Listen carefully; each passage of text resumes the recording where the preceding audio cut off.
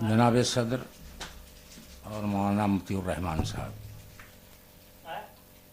میں بحیثیت صدر کے ایک بات آپ سے کہنا چاہتا ہوں،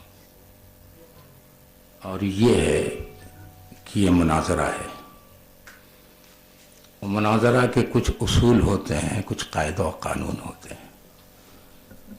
اسی اصول اور قاعدہ اور قانون کے اندر سنجیدگی کے ساتھ گفتگو ہونی چاہیے، غلط مبحث نہیں ہونا چاہیے۔ آپ کے کل باتوں کا جواب دیا جائے گا جب آپ کا وقت آ جائے گا۔ ہم سمجھتے ہیں کہ آپ نے جو سوالات قائم کیے ہیں اس کے جواب چاہتے ہیں، لیکن اس کا جواب دیا جائے گا جب اس کا وقت آ جائے گا۔ ابھی قرآن اندازی میں جب ہمارا وقت آیا ہے تو جب تک کہ ہمارے سوالات پورے نہیں ہو جاتے ہیں اس میں غلط مبحث نہیں ہونا چاہیے۔ بس اتنی سی میری گزارش ہے، اور جناب صدر صاحب سے کہ وہ بھی اپنے مناظر کو پابند بنائیں۔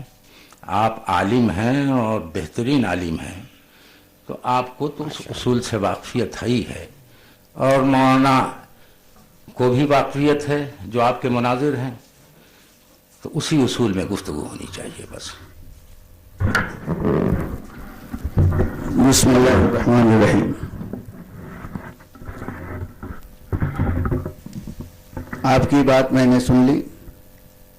آپ نے جو فرمایا کہ مناظرہ ہے، اصول مناظرہ کے تحت مناظرہ ہونا چاہیے، تو جس موضوع پر گفتگو ہو رہی ہے، مولانا احمد رضا خان صاحب کی تکفیر، یہ پہلا موضوع، اور وہ فہرست جو وہ ہے مولانا احمد رضا خان صاحب کی چھاپی ہوئی ہے، اسی پر حکم تکفیر لگایا گیا ہے، اور یہی موضوع چل رہا ہے۔ اس کے ضمن میں جو دوسری باتیں آئیں اس کا آنا ضروری تھا، بغیر اس باتوں کے آئے ہوئے وہ مبحث پورا نہیں ہو سکتا تھا۔ وہ ہمارے سوالات محض معارضے کے طور پر تھے۔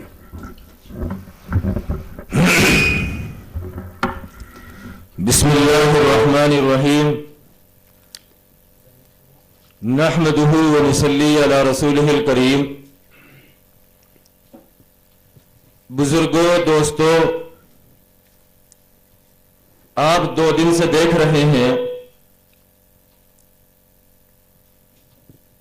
موضوع میرا ہے، جیسا کہ ابھی ہمارے صدر محترم نے بھی فریق مخالف کے صدر اور ان کے مناظر سے بھی کہا کہ شرائط مناظرہ کی حدود میں رہ کر ہی مناظرہ کیا جائے، خلط مبحث نہ کیا جائے۔ لیکن وہ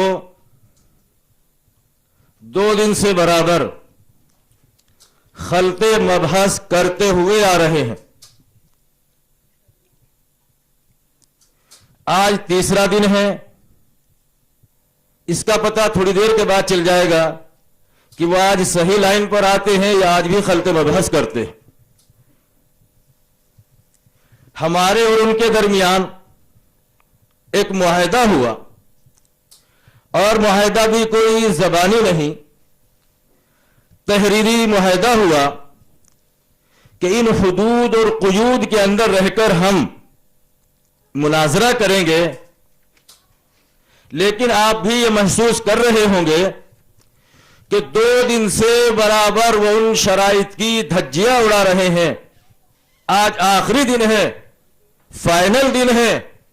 میں قطعاً ان کو اس چیز کی اجازت نہیں دوں گا کہ وہ خلط مبحث کرے، میرے موضوع کے اندر مداخلت کرے۔ میں اس کو قطعاً برداشت نہیں کروں گا۔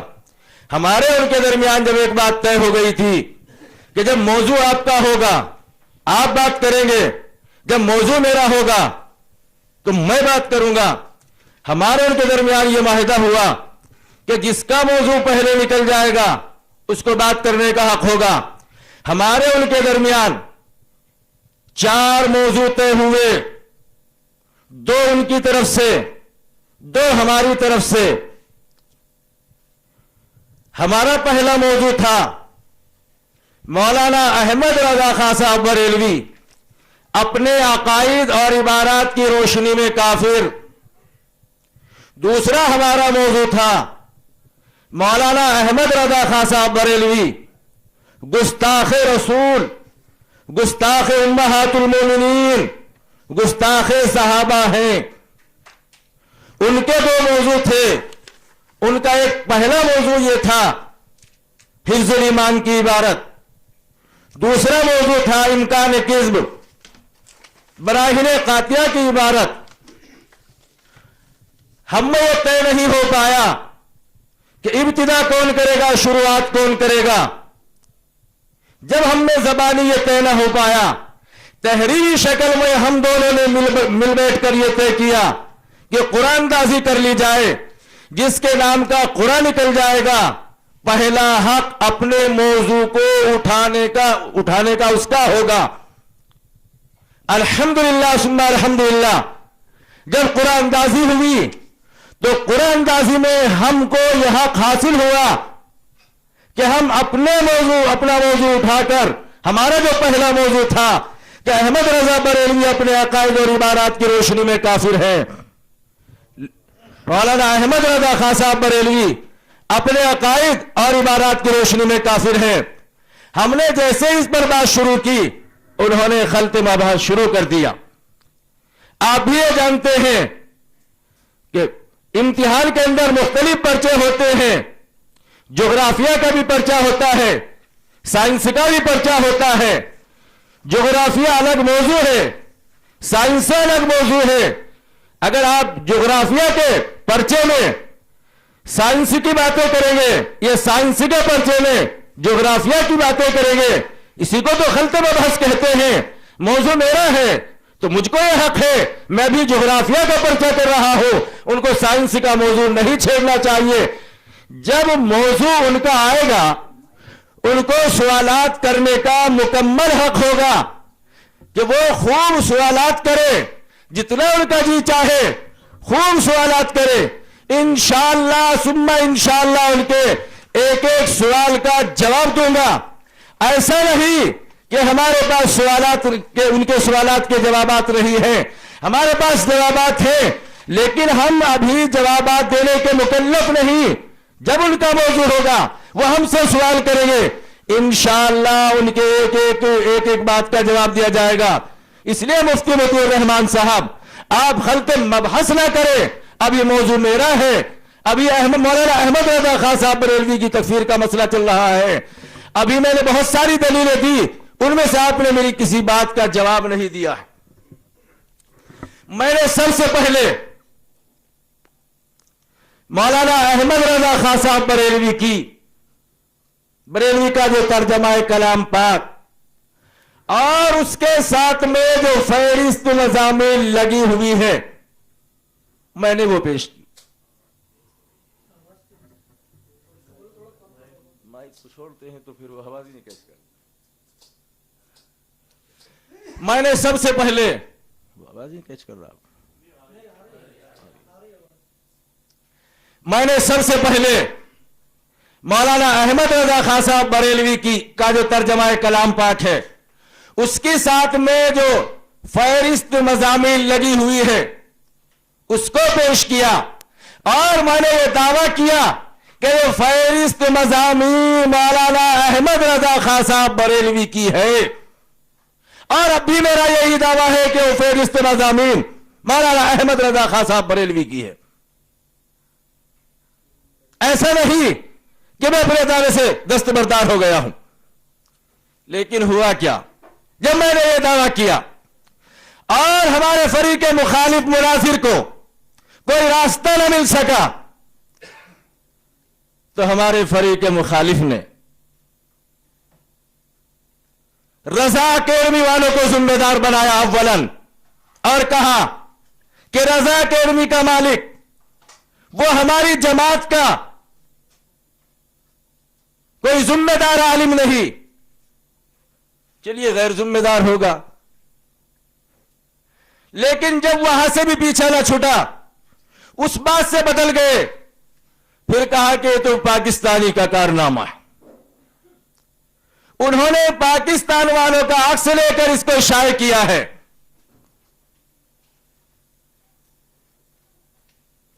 پہلے دن یہ بات کہی کہ پاکستان والوں کا ہے، رات گزری، صبح ہوئی، صبح میں پھر اس پاکستان والے کو بھی چھوڑ دیا۔ فرید بکڑی بو والے کے متعلق کہا کہ ہم نے چور پکڑ لیا۔ ہم نے کہا بہت اچھی بات ہے کہ اگر آپ نے چور پکڑ لیا، ہم تو اس چور ہی کو تو سامنے کرانا چاہتے تھے کہ وہ چور کون ہے کہ جس نے شیطان کو انبیاء علیہ الصلوۃ والسلام بنا دیا ہے۔ ہمارا تو یہی تو مطالبہ تھا کہ اس چور کو سامنے لائیے۔ تو مفتی مطیع الرحمان صاحب نے کیا کارنامہ کیا، کس خوبصورتی کے ساتھ کہنے لگے وہ ہماری جماعت کا ہی نہیں ہے فرید بکڑی بو والا، پھر کون سی جماعت کا ہے؟ کہ وہ تو دیوبندی ہے۔ جب کہیں راہ فرار نہ ملا، یہ الزام دیوبندیوں کے سر لگا دیا۔ پھر ہمارا مطالبہ ہے کہ وہ دیوبندی ہی صحیح، لیکن آپ کوئی پروف تو ہم کو دکھائے، کوئی ثبوت تو ہم کو دے۔ صرف زبانی کہہ دینے سے آپ کا یہ دعویٰ کر لینا کافی نہیں ہوگا کہ فرید بکڑی بو والوں نے یہ کارنامہ انجام دیا ہے۔ آپ کے پاس ثبوت کیا ہے کہ فرید والوں نے یہ کام کیا؟ اس کا کوئی تحریری ثبوت ہونا چاہیے کہ انہوں نے یہ کارنامہ انجام دیا ہے۔ آپ وہ ثبوت بھی نہیں دے سکے تو آپ کی کون سی بات کو صحیح مانا جائے؟ آپ نے پہلے دن میں 2 باتیں کہی کہ رضا اکیڈمی والوں نے چھاپا اور وہ ہماری جماعت کے کوئی ذمہ دار عالم نہیں۔ پھر آپ نے کہا کہ یہ تو کسی پاکستانی کا کارنامہ ہے۔ پہلی بات پر آپ اپنی قائم نہیں رہے، شام تک آپ اس پاکستانی کو لپیٹتے رہے۔ شام 5 بجے مناظرے کا وقت ختم ہو گیا۔ 11 فروری کی صبح ہوئی، آپ نے یہ دعویٰ کر دیا کہ پہلا بھی نہیں ہے چور، پہلا بھی نہیں، دوسرا بھی نہیں، اب یہ تیسرا آدمی چور ہے۔ ہم نے کہا کہ چوری ہوئی، آپ نے اس کو تسلیم کر لیا کہ ہاں چوری ہوئی۔ ہم آپ سے بار بار مطالبہ کرتے رہے، وہ چور جو بھی ہے، جہاں کا بھی رہنے والا ہے، کہیں بھی رہتا ہے، توہین انبیاء ہوئی یا نہیں ہوئی، توہین انبیاء ہوئی یا نہیں ہوئی، یہ آپ کے مذہب کے اندر شیطان لعین کو انبیاء بنا دینا یا انبیاء کو شیطان بنا دینا، یہ توہین نہیں؟ آپ اس کو توہین نہیں مانتے؟ اگر یہ توہین ہوئی اور یقیناً ہوئی ہے، آپ بھی اس کو مانتے ہیں، ہمارے فریق مخالف بھی مانتے ہیں، تو پھر آپ اس توہین کرنے والے پر کفر کا فتویٰ کیوں نہیں لگا رہے ہیں؟ آپ کے سامنے مجبوری کیا ہے؟ آپ اس کو کس وجہ سے چھپا رہے ہیں؟ آپ کا اس سے تعلق کیا ہے؟ اس سے رشتہ داری کیا ہے؟ اس سے آپ کا جوڑ کیا ہے کہ ایک آدمی توہین انبیاء کر رہا ہے، لیکن توہین انبیاء کرنے والے پر آپ کفر کا فتویٰ نہیں لگاتے ہیں، بلکہ آپ ایک کافر کی توہین انبیاء کرنے والے کی بے جا حمایت کر کے، ایک کافر کی بے جا حمایت کر کے آپ خود بھی کافر ہو گئے ہیں۔ اس لیے مفتی مطیع الرحمان صاحب آپ کو اپنے کفر سے توبہ کرنی ہوگی۔ شرائط مناظرہ کے اندر یہ بات لکھی ہوئی ہے، اور میں 2 دن سے آپ سے یہی مطالبہ کر رہا ہوں کہ آپ کافر کی بے جا حمایت کر رہے ہیں، لیکن ابھی تک آپ نے اس مجمع کے سامنے توبہ نہیں کی، اور نہ ہم کو اپنا توبہ نامہ لکھ کر دیا ہے۔ مفتی مطیع الرحمان صاحب آپ کو توبہ نامہ لکھ کر دینا ہی ہوگا، بغیر اس کے آپ کا چھٹکارا نہیں ہوگا۔ میں اس سے لکھوا کر رہوں گا انشاءاللہ، اور مجھے آپ سے بھی یہی امید ہے کہ جب آپ کا ضمیر آپ کو جھنجھوڑے گا، آپ بھی مجبور ہو جائیں گے کہ واقعی میں ایک کافر کی بے جا حمایت کر رہا تھا، ایک توہین انبیاء کرنے والے کی بے جا حمایت کر رہا تھا۔ جب آپ اپنے ضمیر کی آواز پر مجبور ہوں گے تو آپ توبہ بھی کریں گے، اور انشاءاللہ آپ توبہ نامہ بھی لکھ کر دیں گے۔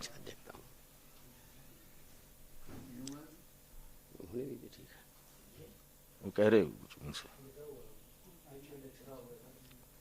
تو مفتی مطیع الرحمان صاحب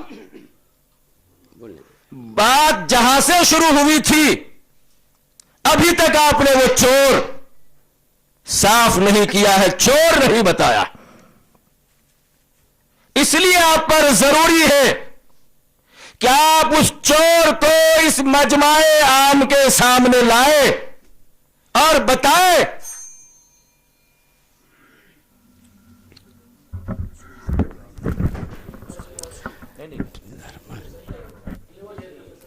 بسم اللہ الرحمن الرحیم نحمده ونصلی ونسلم علی حبیبہ الکریم، اما بعد۔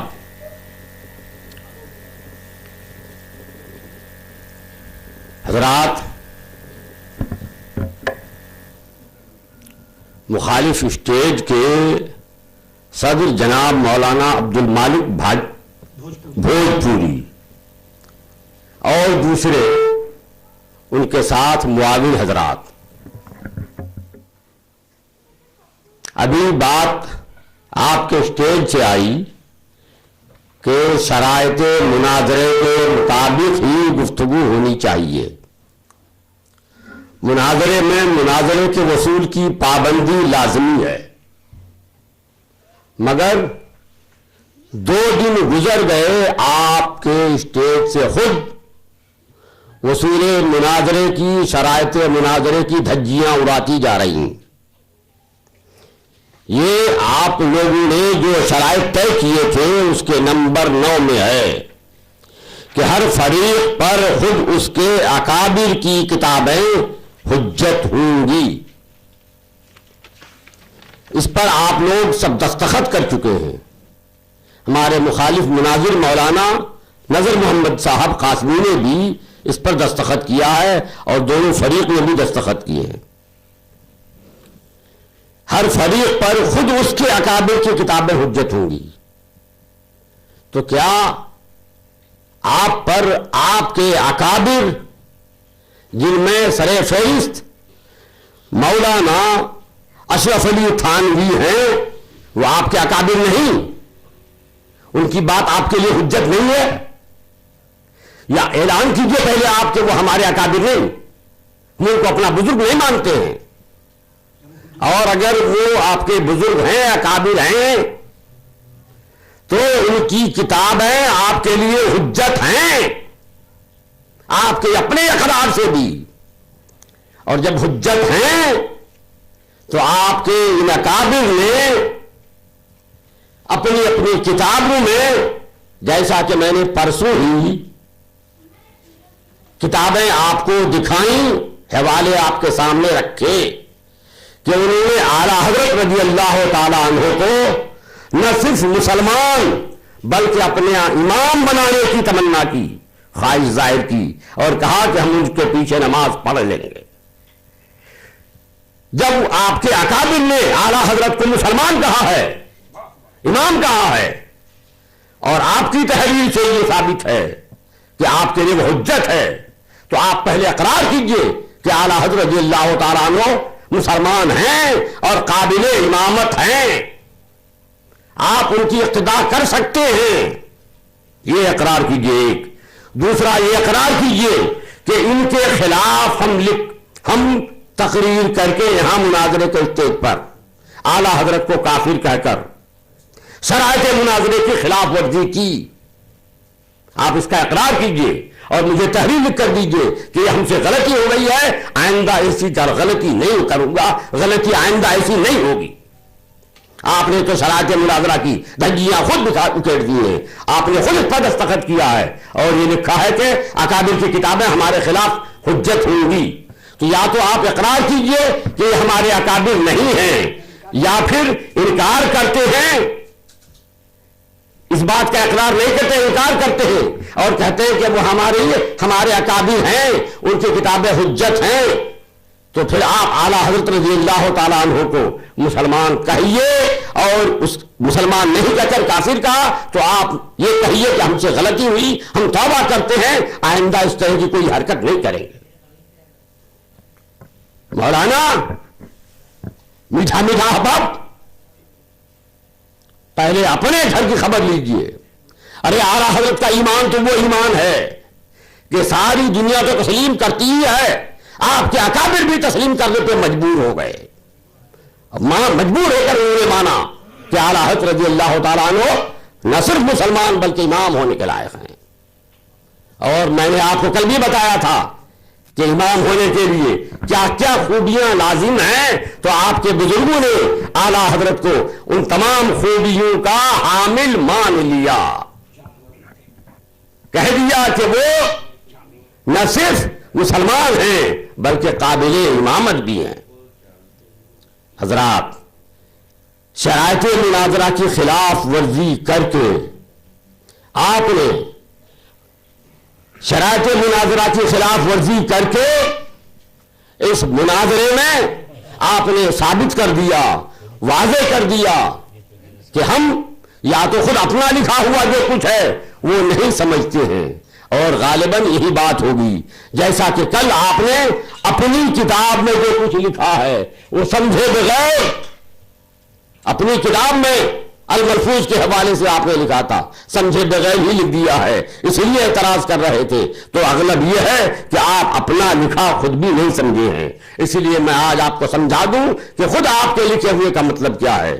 لکھ رہے ہیں آپ ہر فریق پر خود اس کے اکابر کی کتابیں حجت ہوں گی، یعنی ہم بریلویوں پر اعلیٰ حضرت رضی اللہ تعالیٰ عنہ جو ہمارے اکابر میں ہیں ان کی کتابیں حجت ہوں گی، اور آپ پر آپ کے اکابر جیسے مولانا اشرف علی تھانوی، مولانا رشید احمد گنگوہی، مولانا یعقوب صاحب اور مولانا قاسم نانوتوی، مولانا اسماعیل صاحب، ان لوگوں کی کتابیں آپ پر حجت ہیں. انہوں نے جو لکھ دیا ہے اس کا ماننا آپ پر لازم ہے، اور انہوں نے یہ لکھ دیا ہے کہ اعلیٰ حضرت مسلمان ہیں تو آپ پر ماننا لازم ہے. اگر آپ نہیں مان رہے ہیں اعلیٰ حضرت کو مسلمان تو اس کا واضح مطلب یہی ہوا کہ یہ آپ کے اکابر غلط کار تھے، غلط کہنے والے تھے، غلط لکھنے والے تھے، اس لیے آپ اپنے اکابر سے دامن چھڑا رہے ہیں اور اپنے اکابر کا دامن چھوڑ رہے ہیں. حضرات، بات نکلی، آپ نے انہوں نے جو بات کہی تھی، مولانا آپ کے اسٹیج سے جو بات کہی گئی تھی کہ اعلیٰ حضرت کافر ہیں اس لیے کہ انہوں نے یہ فہرست بنا کر انبیاء کی توہین کی ہے. میں نے اس کا جو جواب دیا وہ سب محفوظ ہے CD میں نے جو جوابات دیے اور کل میں نے ثابت کر دکھایا تحریری طور پر کہ وہ اعلیٰ حضرت رضی اللہ تعالیٰ عنہ کی بنائی ہوئی فہرست نہیں ہے. ہمارے علماء نے ہماری ذمہ داری دیکھیے اور اپنے گریبان میں منہ جھانک کے دیکھیے آپ. ہمارے علماء نے جب دیکھا کہ یہ غلط چیز ہے, اعلیٰ حضرت کی طرف لوگ غلط منسوب کر رہے ہیں, تو ہمارے علماء نے اس کا اعلان چھاپ کر کیا اپنی کتابوں میں کہ یہ غلط ہے, یہ غلط ہے, یہ غلط ہے.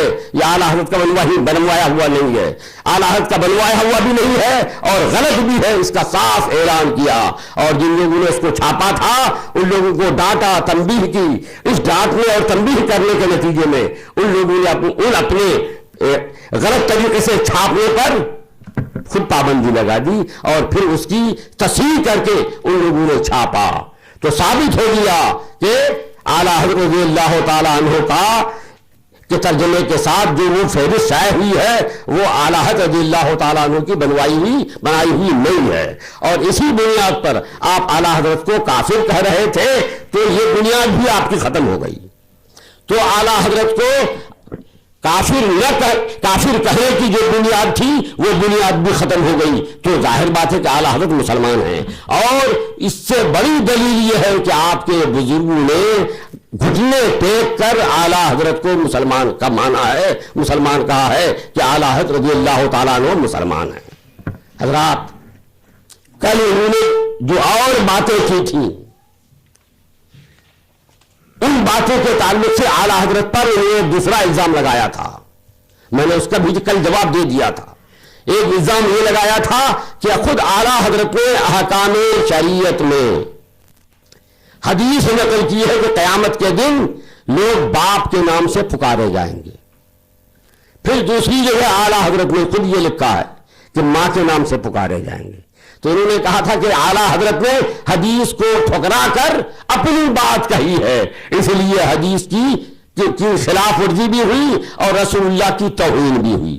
میں نے کل آپ کو بتایا تھا کہ الگ الگ مواقع پر الگ الگ نام سے پکارا گیا ہے اور پکارا جائے گا. وہاں کبھی تو باپ کے نام سے پکارا جائے گا, وہ حدیث پیش کی, اور یہاں ماں کے نام سے پکارا جائے گا. تو انہوں نے کہا تھا کون حدیث ہے, ذرا حدیث تو دکھا دیجئے کہ ماں کے نام سے پکارا جائے گا.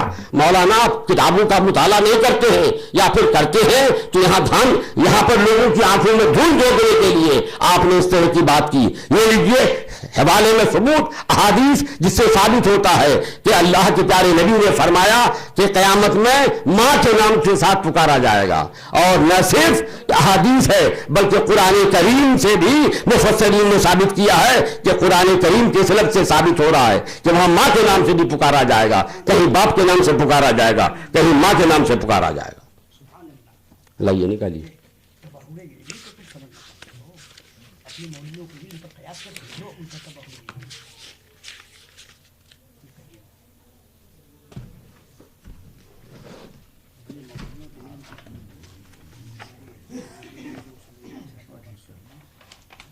یہ نہیں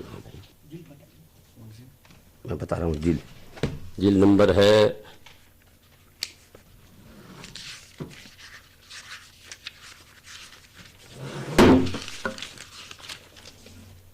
یہ نکالیے تفسیر ساوی جلد 2 صفحہ 332, تفسیر خازن جلد 3 صفحہ 173, تفسیر روح البیان جلد 5 صفحہ 221. تفسیر روح البیان دیجیے جلد 5 صفحہ 221.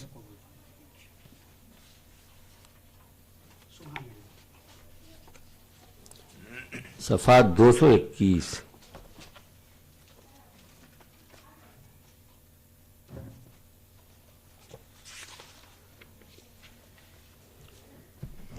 قرآن کریم میں ہے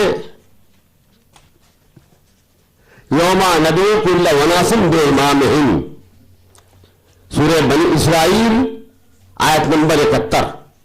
اس کی تفسیر میں لکھتے ہیں المراد بہی الامہات, تفسیر ساوی میں, لأن الامام جمع ام کا خفاف جمع خف فیناد الخلق بأمهاتهم فيقال يا ابن فلانا سطرا على ولد الزنا ورعایت حق عیسیٰ واظہار شرف الحسن والحسین.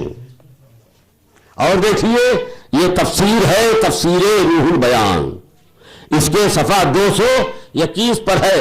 لکھتے ہیں الامام جمع ام کا خف و خفاف والحکمت فی دعوتہم و امہاتہم اجلال عیسیٰ علیہ السلام و تشریف الحسنین رضی اللہ عنہما اذ فی نسبتہما یلا امہما اظہار و انتصابہما یلا رسول اللہ صلی اللہ علیہ وسلم نسبا بخلاف نسبتہما یلا ابیہما والسطر علی اولاد الزنا.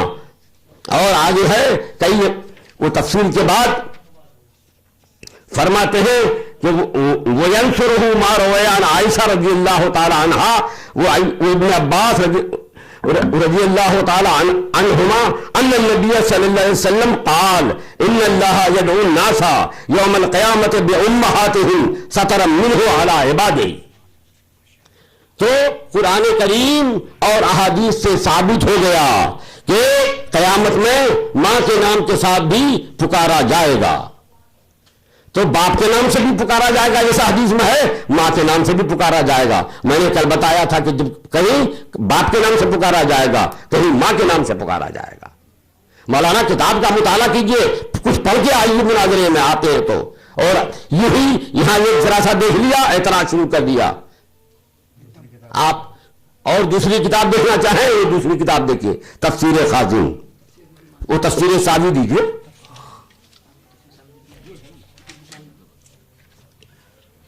تفسیر ساوی جلد 2 صفحہ 332.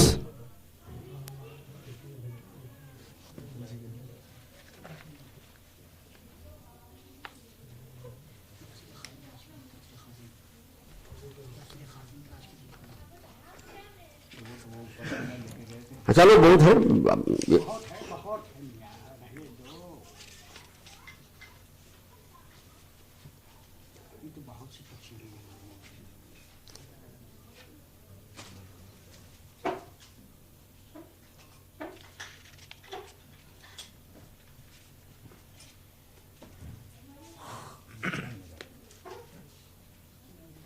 کون سی جلد ہے؟ جلد نمبر 2 صفحہ 332.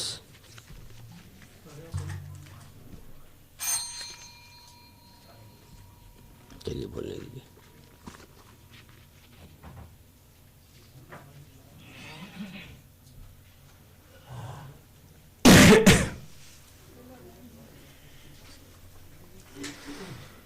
بسم اللہ الرحمن الرحیم.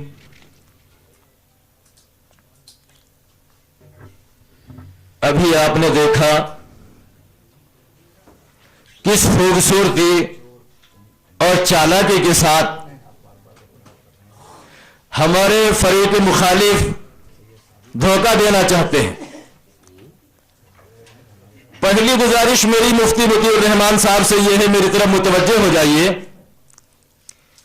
آپ پہلے تھوڑا اپنا لب و لہجہ بدلیں. میں آپ کے مد مقابل ہوں، آپ کا شاگرد نہیں. آپ اپنا انداز بدلیے.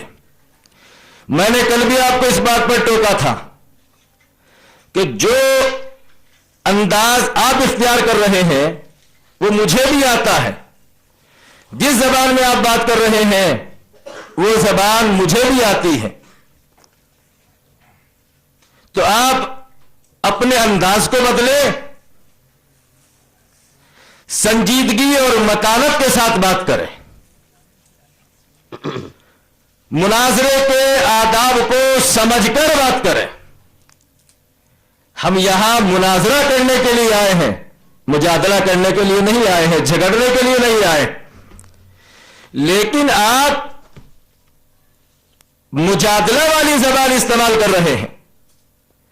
اگر مفتی مطیع الرحمان صاحب میں بھی وہی زبان استعمال کر لوں تو نتیجہ غلط ہو جائے گا. تو اس لیے میری آپ سے گزارش ہے کہ آپ جو ہے سنجیدگی کا مظاہرہ کریں اور چونکہ آپ مجبور ہیں اس زبان کو استعمال کرنے پر، چونکہ آپ خود بھی محسوس کر رہے ہیں کہ ہم شکست کی طرف جا رہے ہیں، ہم نے جو کفر کا پھندا گلے میں ڈالا تھا ابھی تک آپ اس کو نہیں نکال سکے، اور انشاءاللہ ثم انشاءاللہ صبح قیامت تک نہیں نکل سکے گا۔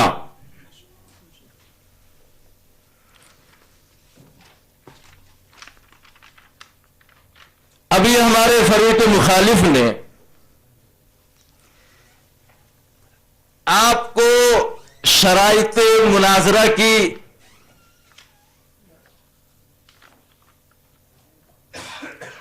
دفعہ نمبر 9 پڑھ کر سنائی۔ میں نے کب اس دفعہ کا انکار کیا؟ میں نے کب اس دفعہ کا انکار کیا؟ مانتا ہوں یہ دفعہ میری مرضی سے لکھی گئی ہے، لیکن مفتی مطیع الرحمان صاحب آپ نے بھی شاید پڑھا نہیں، اور اگر پڑھا تو یہ شرائط مناظرہ جو ہے اوپر سے دیکھ لیا ہوگا،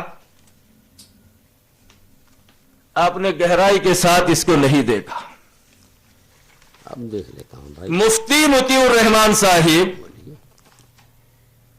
یہ جو دفعات لکھی ہوئی ہیں شرائط مناظرہ کی، اس میں مجھے آپ ذرا یہ دکھائیے کہ میں نے کہیں یہ لکھا ہے کہ ہمارے اکابر نے ان کو کافر کہا ہے؟ میں نے کیا لکھا ہے؟ میں نے یہ بحث ہی نہیں کی کہ ہمارے اکابر کے نزدیک وہ کافر ہے یا نہیں۔ میں نے تو شرائط مناظرہ کے اندر اپنی طرف سے جو موضوع لگایا وہ کیا ہے؟ وہ اپنے عقائد اور عبادات کی روشنی میں کافر ہیں۔ ہمارے بزرگوں کا تو کوئی مسئلہ ہی نہیں آیا، وہ تو ایک الگ بحث ہے کہ کون ان کو کافر مانتا ہے، کون ان کو کافر نہیں مانتا۔ مفتی مطیع الرحمان صاحب آپ پہلے بھی یہ بات کہی تھی، آپ جو ہے خلط مبحث کر رہے ہیں، بار بار ہم دیوبند جا رہے ہیں اور ان عوام کو آپ دھوکہ دے رہے ہیں، آپ ان کو جو ہے بار بار جو ہے گمراہ کر رہے ہیں۔ شرائط مناظرہ کے اندر یہ بات تحریری شکل میں موجود ہے، ہمارے اور ان کے درمیان جو شرائط طے ہوئے وہ ان کے پاس بھی موجود ہے، ہمارے پاس بھی موجود ہے، اور لکھنے والا میں نہیں، لکھنے والے مولانا فخر الدین صاحب ہیں۔ میں بیٹھا ہوا تھا، میں ان کو بتا رہا تھا جو کچھ لکھا گیا ہم دونوں کے مشورے سے لکھا گیا۔ تو جب ہم دونوں کے مشورے سے لکھا گیا تو دونوں کا اتفاق، لیکن آپ بار بار دیوبند جو جا رہے ہیں اس میں ہم نے یہ طے کیا، دونوں نے بیٹھ کر بات طے ہوئی، ہم کو دیوبند بھی جانا ہے، بریلی بھی جانا ہے۔ دیوبند بھی دونوں کا کام ہے، بریلی بھی دونوں کا کام ہے۔ اختلاف یہاں آ کر ہو گیا کہ پہلے دیوبند جایا جائے یا پہلے بریلی جایا جائے۔ ہم میں اور ان میں اس بات کو لے کر اتفاق نہیں ہو سکا کہ پہلے دیوبند چلے وہاں کا کام نمٹائے، یا بریلی چلے اور وہاں کا کام نمٹائے۔ جانا دونوں جگہ تھا۔ پھر ہم دونوں کی مرضی سے یہ طے ہوا کہ قرآن اندازی کر لی جائے کہ اگر دیوبند کے نام کا قرآن نکلتا ہے تو دیوبند چلیے، بریلی کے نام کا قرآن نکلتا ہے تو بریلی چلیے. ہم کو تو پہلا کام بریلی کا ہے, آپ کہتے ہیں ہم کو پہلا کام دیوبند کا ہے. دونوں میں اتفاق ہو گیا. جس کے نام کا قرآن نکل جائے گا اس کی مرضی سے چلا جائے گا. الحمدللہ ثم الحمدللہ. جب قرآن دازی ہوئی, قرآن دازی ہم نے اور آپ نے نہیں, ان عوام نے کی. جب قرآن دازی ہوئی, قرآن ہمارے حق میں نکلا, تو ہمارے فریق مخالف مناظر کو ہمارے ساتھ بریلی چلنا چاہیے تھا, لیکن وہ ہم کو بریلی چھوڑ کر دیوبند بھاگ رہے ہیں. ہم کو بریلی چھوڑ کر دیوبند بھاگ رہے ہیں. میں پرسوں سے برابر یہی بات کہتا ہوا آ رہا ہوں. آپ بھی محسوس کر رہے کہ مولانا آپ غلط راستے پر چل رہے ہیں. ہم کو تو پہلے بریلی جانا ہے, بریلی کا کام نمٹا لیجیے. جب یہاں کا کام مکمل ہو جائے گا تو پھر انشاءاللہ میں اور آپ دونوں دیوبند چلیں گے, اور شوق سے وہاں آپ اپنے کام کو نمٹائیے. لیکن وہ اپنے اعلی حضرت کے دین و مذہب پر عمل کرتے ہوئے بار بار ہم کو دیوبند کی طرف گھسیٹ رہے ہیں, بار بار ہم کو دیوبند کی طرف گھسیٹ رہے ہیں کہ دیوبند چلیے, دیوبند چلیے. اسی کا نام فرار ہے. میں پرسوں سے کہہ رہا ہوں کہ راہ فرار اختیار کر رہے ہیں. فرار کے معنی بھاگ جانے کے نہیں آتے, اٹھ کر چلے جانے کے نہیں آتے, موضوع سے ہٹ جانے کے. یہ مجھے موضوع سے ہٹانا چاہتے ہیں اور بار بار یہ کہتے ہیں کہ آپ نے اس کا جواب نہیں دیا, اس کا جواب نہیں دیا, اس کا جواب نہیں دیا. جب میں جواب دینے کا مکلف ہی نہیں, جب دیوبند میں اور آپ دیوبند چلیں گے, آپ مجھ سے جتنے جوابات مانگیں گے انشاءاللہ ایک ایک کا جواب دوں گا. اور آپ نے میری کس بات کا جواب دیا؟ آپ کہہ رہے میں تو ثابت کر چکا ہوں کہ یہ فہرست مضامین اعلی حضرت کی نہیں. کیا صرف زبانی کہنے سے یہ ثابت ہو جائے گا؟ صاحب موبائل بند کر دیجیے. آپ بند کر دیجیے. کیا صرف آپ کے زبانی یہ کہنے سے ثابت ہو جائے گا کہ یہ فہرست اعلی حضرت کی نہیں؟ وہاں تحریری شکل موجود ہے. ہم کو بھی آپ تحریر دکھا دیجئے کہ یہ فہرست اعلی حضرت کی نہیں. پھر کس کی ہے؟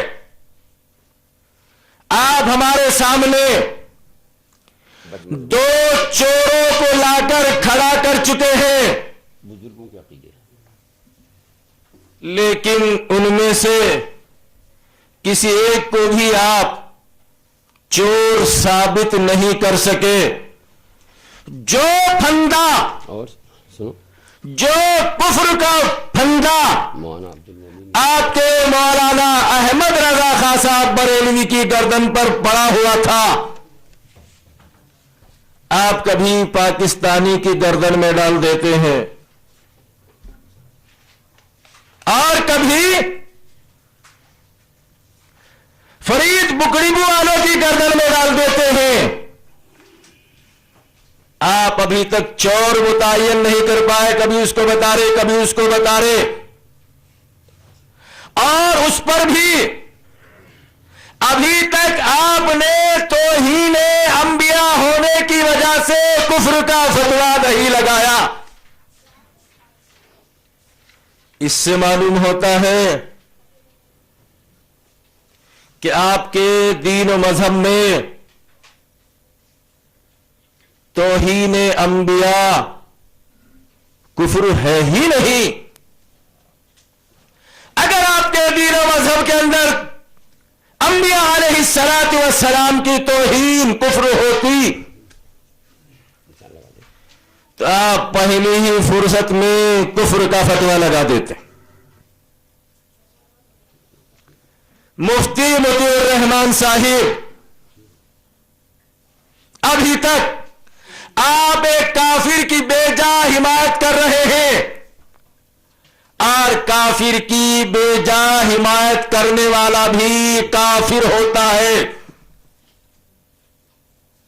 لہذا آپ پر بھی کفر عائد ہو گیا ہے، اور میں کل سے برابر آپ سے یہ مطالبہ کر رہا ہوں کہ آپ کو اپنے کفر سے توبہ کر لینی چاہیے، اس میں حجاب اور شرم محسوس نہیں کرنی چاہیے، اس لیے کہ دنیا کی زندگی تو چند روزہ زندگی ہے، اصل مسئلہ آخرت کا مسئلہ ہے۔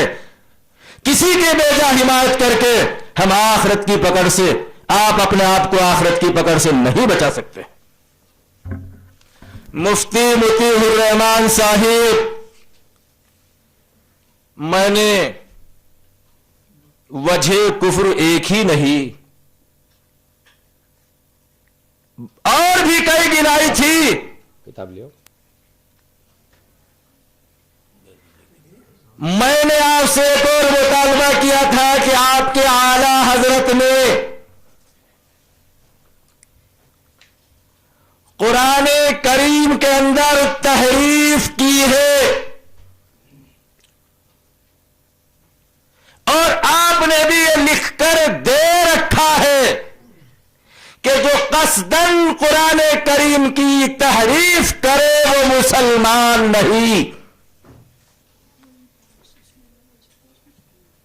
آپ کے مولانا احمد رضا خان صاحب بریلوی نے وَمَا كَانَ لِمُؤْمِنٍ وَلَا مُؤْمِنَةٍ إِذَا قَضَى اللَّهُ وَرَسُولُهُ أَمْرًا أَن يَكُونَ لَهُمُ الْخِيَرَةُ مِنْ أَمْرِهِمْ کی جگہ مِنْ أَنفُسِهِمْ بڑھا دیا ہے، اور ترجمہ بھی مِنْ أَنفُسِهِمْ ہی کا کیا ہے، اور آپ کی جماعت کا عقیدہ ہے احکام شریعت کے شروع میں جو مولانا احمد رضا خان صاحب کے مختصر حالات لکھے ہوئے ہیں، اس کے صفحہ نمبر 11 پر لکھا ہوا ہے، اعلی حضرت کی زبان و قلم کا یہ حال دیکھا کہ مولا تعالی نے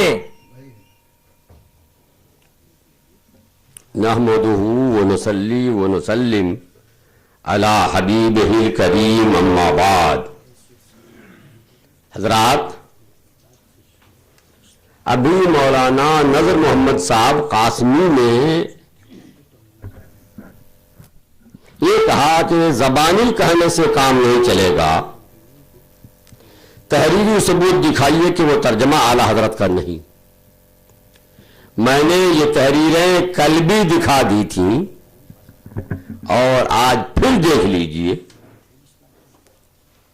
یہ ہماری جماعت کے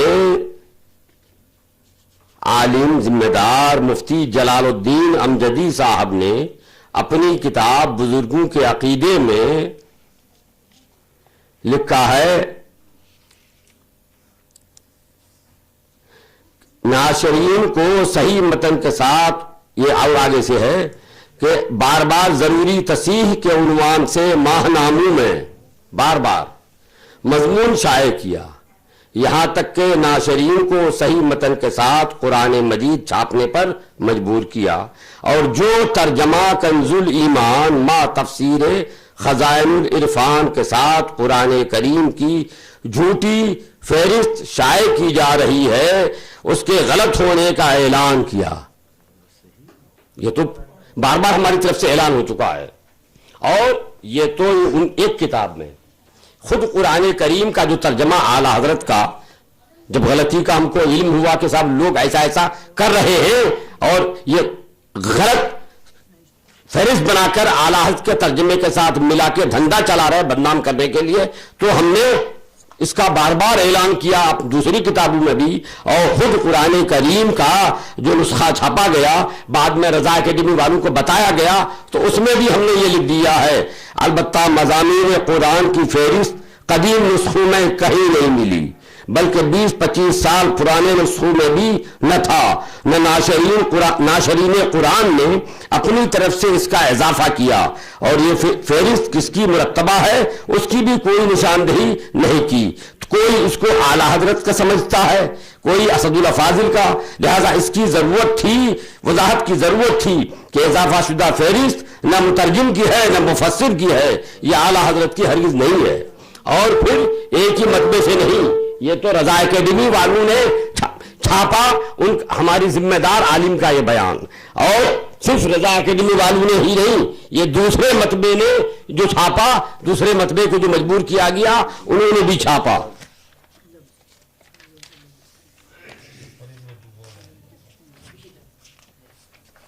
یہ دیکھیے اس میں ہے، یہ فرید بک ڈپو والوں کا ہے، فرید بک ڈپو والوں کو بھی چھاپنے پہ مجبور کیا کہ ہمارا یہ بیان چھاپو کہ یہ اعلیٰ حضرت کا نہیں ہے، اور فرید بک ڈپو والوں نے بھی آخر میں چھاپا۔ اس میں بھی ہے وہی، البتہ مضامین قرآن کی فہرست قدیم نسخوں میں کہیں نہیں ملی، بلکہ 20-25 سال پرانے نسخوں میں بھی نہ تھی، ناشرین قرآن نے اپنی طرف سے اس کا اضافہ کیا ہے۔ حضرات انہوں نے کہا ہے کہ صاحب میرے بارے میں کہ میں اعلیٰ حضرت کے دین و مسلک پر عمل کرتے ہوئے پرسوں سے چلا آ رہا ہوں۔ الحمدللہ پرسوں ہی سے نہیں، میں تو برسوں سے ہی اعلیٰ حضرت کے دین و مسلک پر عمل کر رہا ہوں۔ مولانا نظر محمد صاحب پہلے اپنے بزرگوں کے مسلک پر عمل کرتے تھے، ایک زمانے تک عمل کرتے ہوئے آئے، اور جب یہاں گر گئے مناظرے میں تو انہوں نے مولانا اشرف علی کا دامن چھوڑ دیا اور اپنے دوسرے بزرگوں کا دامن چھوڑ دیا، اور کل تو دیکھا آپ نے کہ ان کا دامن چھوڑ کے خود اپنا دامن جو سنبھالا تھا، خود اپنا دامن بھی چھوڑ کے بھاگ گئے، اپنی کتاب کے خلاف بھی کہہ گئے۔ تو یہ اپنے بزرگوں کا مسلک چھوڑنا یہ ان کا کام ہے۔ الحمدللہ ہم اپنے بزرگوں کے مسلک پر چل رہے ہیں۔ مولانا نظر محمد صاحب نے جملہ کہا اس سے پہلے، ان کا جملہ یہ ہے، ہم نے جو کفر کا پھندا گلے میں ڈالا تھا وہ قیامت تک نہیں نکلے گا۔ یہ ان کے الفاظ ہیں، ہم نے جو کفر کا پھندا گلے میں ڈالا تھا۔ بھئی آپ کفر کا پھندا گلے میں ڈالیے، مت نکالیے، قیامت تک رکھنے دیجیے اپنے پاس۔ حالانکہ چاہیے کہ آپ کے گلے میں کفر کا پھندا اگر غلطی سے آپ نے ڈال لیا ہے تو اتار کے پھینک دینا چاہیے، لیکن آپ رکھنا چاہتے ہیں، آپ کو مبارک ہو، ہم کو اس سے کوئی اعتراض نہیں ہے۔ حضرات انہوں نے کل بار بار کہا کہ ہم نے چور پکڑ لیا ہے، چور کو جکڑ رکھا ہے، بار بار کہہ رہے تھے۔ جب چور کو آپ نے پکڑ لیا، جکڑ رکھا ہے، تو ظاہر بات ہے جس کو پکڑ کے جکڑ رکھا ہے تو جانتے ہیں کون ہے وہ، تو بتا دو بھائی، آپ ہی بتا دو کہ کون ہے۔ جب آپ نے چور کو پکڑ لیا ہے، جکڑ کے رکھا ہے، تو چور تو آپ کے پاس ہے، پکڑ آپ نے، ہم نہیں پکڑ پائے، لیکن اگر آپ نے پکڑ لیا ہے، جکڑ کے رکھا ہے، تو آپ اس کو سامنے لا دیجئے، اسی پر جو کچھ ہونا ہوگا۔ آپ اس کو پکڑ جکڑ کر کے گھر میں بند کر کے کیوں رکھے ہیں؟ سامنے لائیے، اس چور کو سامنے لائیے آپ، مگر چور کو سامنے نہیں لا رہے ہیں، پکڑ کے جکڑ کے گھر میں رکھے ہوئے ہیں۔ تو گھر میں رکھے تو بھوکا تو ہوگا نہیں، کھلا رہے ہیں، پلا رہے ہیں، کاہے کو خرچ کر رہے ہیں بھائی؟ ان کو سامنے لائیے اور ہم بھی دیکھ لیں کہ وہ چور جس کو پکڑ لیا آپ نے وہ کون ہے۔ حضرات آپ نے دیکھا کہ میں نے قرآن کریم کی تفسیر کے حوالے سے یہ دکھا دیا کہ قیامت میں ماں کے ناموں کے ساتھ بھی امت پکاری جائے گی، اور حدیث بھی نقل کر دی میں نے، وہیں سے وہ تفسیر میں حدیث بھی نقل کی ہے۔ تو قرآن بھی کہہ رہا ہے اور حدیث بھی کہہ رہی ہے، اور تفسیر میں قرآن کریم کی اسی بات کی وضاحت ہے جو قرآن کریم میں، کہ قیامت میں ماں کے ناموں کے ساتھ لوگ پکارے جائیں گے۔ حدیث میں یہ بھی ہے کہ باپ کے نام کے ساتھ پکارے جائیں گے، تو حدیث میں بھی ہوا، قرآن میں بھی ہوا۔ باپ کے نام کے ساتھ بھی ہوا، ماں کے نام کے ساتھ بھی ہوا.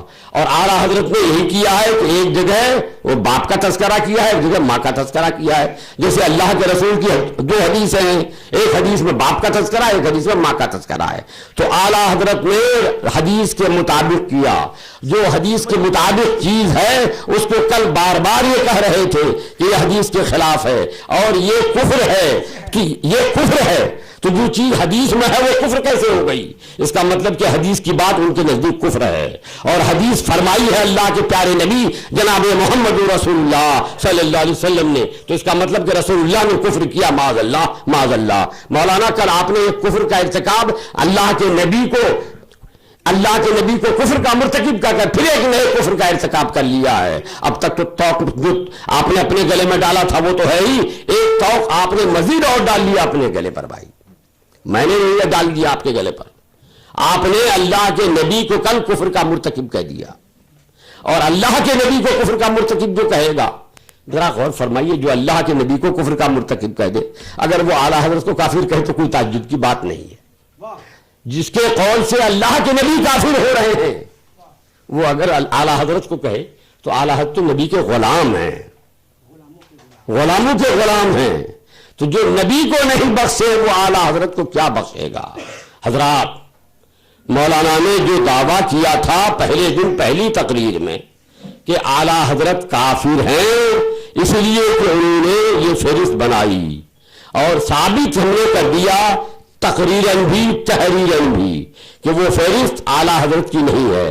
تو اعلیٰ حضرت کو کافر کہنا ان کا غلط ہو گیا. اور جب غلط ہو گیا بلا وجہ انہوں نے اعلیٰ حضرت کو کافر کہا.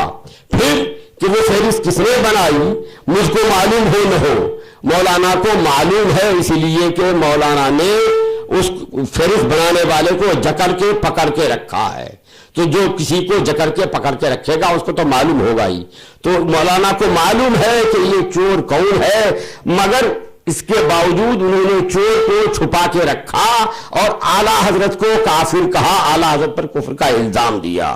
تو وہ جانتے ہوئے بھی کہ اعلیٰ حضرت چور نہیں ہے، اعلیٰ حضرت نے کفر نہیں کیا، پھر بھی اعلیٰ حضرت کو کافر کہا. اور جو جان بوجھ کر کسی مسلمان کو کافر کہے وہ خود کافر ہو جاتا ہے، جیسا کہ حدیث پاک میں ہے. اس لیے مولانا پھر کافر ہو گئے، اور ان کی حمایت جو لوگ کریں گے وہاں جاننے سوچنے کے بعد ان پر بھی یہی حکم ہوگا. اس لیے مولانا پہلے آپ توبہ کر لیں اس کفر سے، اور تجدید ایمان تجدید نکاح کیجئے، اور ہم کو بھی لکھ کر دے دیجئے، ہم تاکہ سند رہے ہم کو بھی لکھ کر دے دیجئے.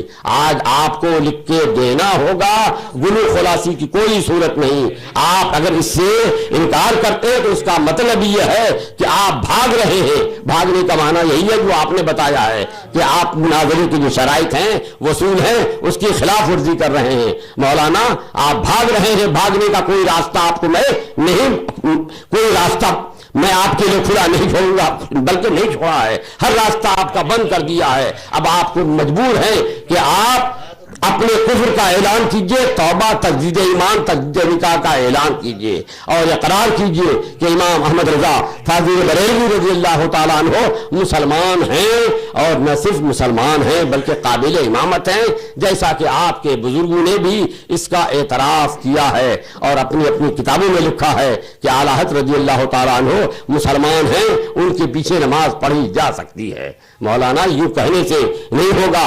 آپ یہ مناظرہ ہے، مناظرے کے وصول، مناظرے کے ضوابط، مناظرے کے جو قواعد ہیں اس کے مطابق عمل کیجئے. مولانا اشرف علی تھانوی کے اور دارالعلوم دیوبند کے فتوے سے میں نے کل اور میں نے پرسوں یہ واضح کر دیا تھا، ثابت کر دیا تھا کہ یہ تمام بزرگ آپ کے یہ اپنے فتاوے میں، اپنی کتابوں میں، اپنے ملفوظات میں اعلیٰ حضرت رضی اللہ تعالیٰ عنہ کو امام مان رہے ہیں، مسلمان مان رہے ہیں، اور صرف مسلمان نہیں امام مان رہے ہیں. اور امام مسلمان ہونے کے بعد بھی ہر مسلمان امام نہیں ہو جاتا جب تک پڑھا لکھا نہ ہو، جب تک صحیح عقیدے کا نہ ہو، یا اور وہ جب تک صحیح اعمال و کردار کا نہ ہو، فاسق نہ ہو، بلکہ امامت کے لیے اور جو خوبیاں چاہیے جب تک وہ ساری خوبیاں نہ ہوں. تو آپ کے بزرگوں نے اعلیٰ حضرت کو نہ صرف صرف مسلمان بلکہ ان تمام خوبیوں کا جامع مان لیا ہے. جب جامع مان لیا ہے تو اب آپ کو مسلمان نہ ماننے کے لیے کوئی چارہ کار نہیں ہے, آپ کے بھاگنے کا کوئی راستہ نہیں ہے. سارے راستے آپ کے بند کر دیے ہیں. یہ راستہ تو میں نے بند کر دیا, اور وہ راستہ آپ کے بزرگوں نے خود آپ کے لیے بند کر دیا ہے. آپ کے بزرگوں نے آپ کو خود پابند کر دیا ہے, مجبور کر دیا ہے کہ تم اس راستے سے بھاگ نہیں سکتے ہو. تو اس راستے پہ تو آپ کے بزرگ پہرا دے رہے ہیں, آپ کو نکلنے نہیں دے رہے, اور اس راستے پہ یہ دلائل کے انبار لگا کر میں نے یہ بند کر دیا ہے. آپ کو اب نکلنے کا کوئی چارہ کار, کوئی صورت آپ کے لیے ہے ہی نہیں ہے. آپ کے لیے اس کے علاوہ کوئی چارہ کار نہیں ہے کہ آپ اس بھری مجمع میں آپ توبہ کیجئے اور یہ کہیے کہ میں نے اعلیٰ حضرت رضی اللہ تعالیٰ عنہ پر جو کفر کا الزام لگایا تھا وہ غلط ثابت ہوا, اس لیے یہ کہیے کہ میں توبہ کرتا ہوں, تجدید ایمان کرتا ہوں, کلمہ طیبہ لا الہ الا اللہ محمد رسول اللہ پڑھتا ہوں اور ازسر نو مسلمان ہوتا ہوں. مولانا یہاں پر ادھر ادھر سے نہیں چلے گا. اگر آپ نے چھپا رکھا ہے تو سامنے لائیے.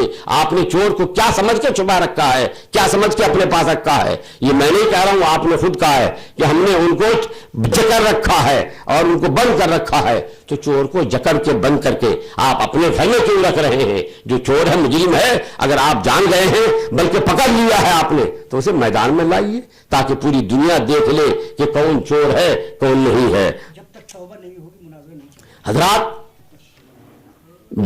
وصول و ضابطے کے مطابق جو باتیں تھیں, اصول و ضوابط کے مطابق جو باتیں تھیں, جو باتیں ہیں ان باتوں کے مطابق ان پر لازم ہے کہ وہ پہلے توبہ کریں, تجدید ایمان کریں اور تجدید نکاح کرائیں. اس لیے کہ شرائط میں یہ ہے کہ جن پر جو حکم یہاں لاگو ہوگا اس کے مطابق اس پر ان کو عمل کرنا ہوگا.